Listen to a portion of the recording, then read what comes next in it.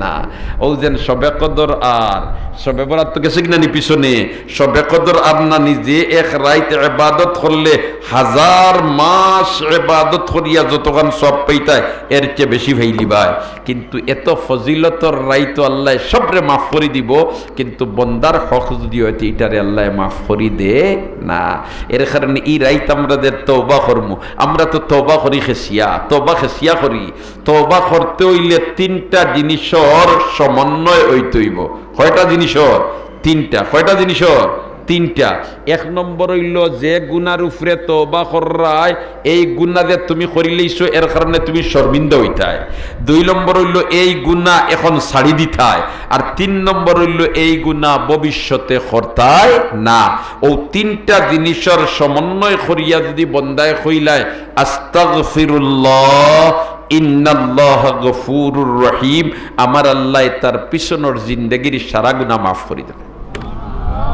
এর কারণে তো হাদিস আইছে নানি আত্তাইবু মিনাজ যামবে কামান লা যামবালা, আত্তাইবু মিনাজ যামবে কামান লা যামবালা। তওবা করনেওয়ালা ব্যক্তি গুনাহ তাকি ওলা নিষ্পাপ হয় যেমন হে তার মার পেট তাকিয়া নিষ্পাপ জন্ম নিছে। জুরে কই না সুবহানাল্লাহ। কিন্তু এই তওবাটা হইতে হইব কিলা বলেতে তিনটা জিনিসের সমন্বয় করিয়া।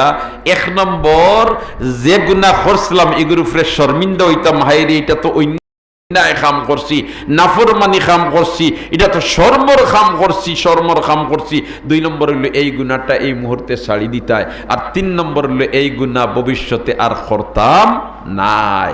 এখন যদি বন্দার হকরে নষ্ট করো, খেওরর কুন্তা আত্মসাৎ করো, খেওরর টেকা মারিয়া খাও, খেওরর খাস্তাকে আঞ্চুয়ারি গুণ ফিরাইয়া দেও না। আর এখন যদি হো আল্লাহ আর ভবিষ্যতে ইতা করতাম নাই, তুমি আবার তার হক ইকুন দিতিরায় না, আমার আল্লাহ কই ইজাত তওবা আমি কবুল করতাম নাই। এটার মধ্যে ব্যাখ্যা আছে। কিতা ব্যাখ্যা? বলতে যার হক তুমি আত্মসাৎ করছো, যার টেকা তুমি আনিয়া হারাইছো, এই মানুষের টেকাও গুণ পরিশোধ করিয়া এর বাদে তুমি আল্লাহর কাছে হইতে। আমরা তো মাশাআল্লাহ খেওরর টেকা যদি হারাই দিতাম পারি কোনো সুরত করিয়া, তাহলে এগুন আর কোনো অবস্থায় বারণের কোনো চিন্তা নাই। আর ফরর হকরে মারিয়া খাইতেও আমরার একদরা ডর আর ভয় নাই। ও ভাই, ফরর হক খাইতরায় মরা তো তোমার একদিন লাগবো। মরা কিতা লাগবো? একদিন লাগবো। মরবার আগে কিতা প্রকাশ্য নোটিশ আইনি বলেতে আগামী মাসের 13 তারিখ তুমি মরি যাইবাই, ইলাখান কোনো নোটিশ কেউ পায়নি। হাইরে কেউ পায়নি না, কেউ পায় না। ও তো যে বন্দারে জোহরের নমাজ পড়িয়া নগদ আমরা জনজার নমাজ পড়লাম, নগদ জনজার নমাজ পড়লাম না নি। আমি তো ইয়া খবর পাইলাম যে বেচারা বাজারও গেছেন, সুস্থ সবল মানুষ, সুস্থ সবল মানুষ। হায় রে হায়, খার কোন সময় ডাক ফড়বরে ভাই হইতে পারতায় নাই। চুয়া হিঙ্গে রফতন কোন জানে পাক, চেবর তখতে মুরদন চেবর রুইয়ে খাক। কোন সময় খার ডাক ফড়ব হইতে পারতায় নাই। কিন্তু আমরা সবসময় প্রস্তুত থাকা দরকার, আমরা সবসময় প্রস্তুত থাকা দরকার। সুবহানাল্লাহ। আর আল্লাহ বন্দা যদি প্রস্তুত থাকি যাইতে আল্লাহ এই বন্দার লাগিয়া দয়ার নজর করিলে হোক। সুবহানাল্লাহ। কারণ বন্দা প্রস্তুত থাকি যায় মতলব হইল এই বন্দা নিজে নিজের হেফাজত করিয়া চলে, অন্যরে কোনো কষ্ট দেয় না, অন্যর কোনো সমালোচনা করে না। ও যেন বন্দার হক বলতে আমরা খালি মনে করি কেউ টেকা কতটা নিয়ে হারাই দিলে ও হক মারি দিছে না। গিবত করা আওটাও বন্দার হক নষ্ট করা, পরনিন্দা করা যেটা আওটাও বন্দার হক নষ্ট করা।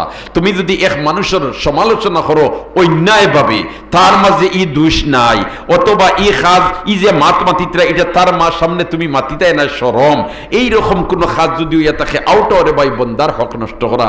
এর কারণে আমরা মাতিতে সময় কন্ট্রোলের সাথে মাতিতাম, যাতে করে আমার উফরে আইয়া বুঝা পড়ে না। কারণ আমি যেটা মাতিয়ার আর যেটা আমল করিয়া ইটা সারা কিন্তু ওজনের ফাল্লা দি ওজন হরইব, ওজনের ফাল্লা দি কিতা হরইব, ওজন হরইব। ইমাম বুখারী রাহমাতুল্লাহি তাআলা আলাইহি বুখারী শরীফের মধ্যে আনছেন বলেতে ওয়া আন্না আমালা বনি আদম ওয়া কাওলাহুম ইউজান, ওয়া আন্না আমালা বনি আদম ওয়া কাওলাহুম ইউজান। বনি আদমের আমল আর মাত কথার ওজন হইব। সুবহানাল্লাহ। কে আনছেন?